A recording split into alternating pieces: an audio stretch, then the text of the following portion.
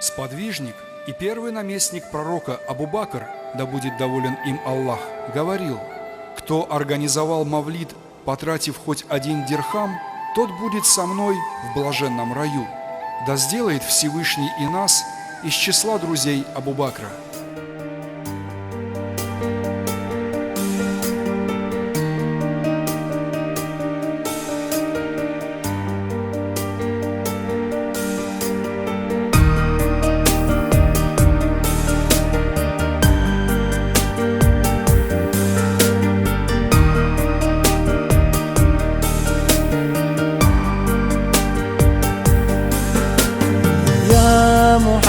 محمد يا رسول الله يا حبيبي يا محمد سلام عليك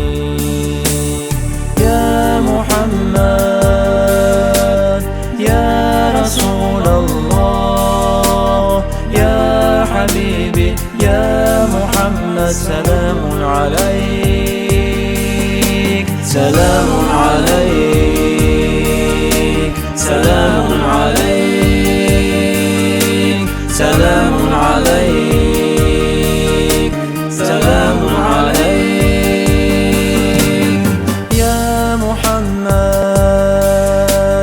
قلبي تشنه seni görme canım bek süyer ya Muhammed görün gözüme sağınçlıktan yüreğim göğer selamun aleyk selamun aleyk selamun aleyk selamun aleyk ya Muhammed gözlerimle nursen yüreğimni aziz cevherim ya Muhammed ümmetini bilsen hoş geldin sen bizim Rasul hoş geldin selamun aleyk selamun aleyk selamun aleyk selamun aleyk ya Muhammed nasip olmadı bizge senin nurlu betini görmek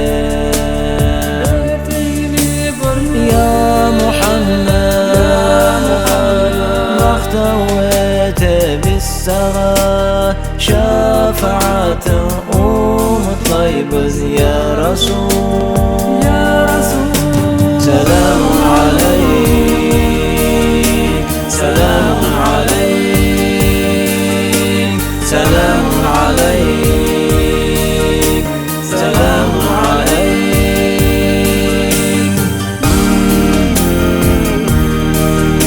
selamun aleyk ya Rasul selamun aleyk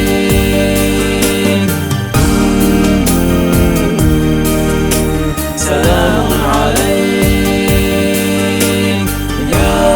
Rasul selamun aleyk selamun aleyk selamun aleyk selamun aleyk selamun aleyk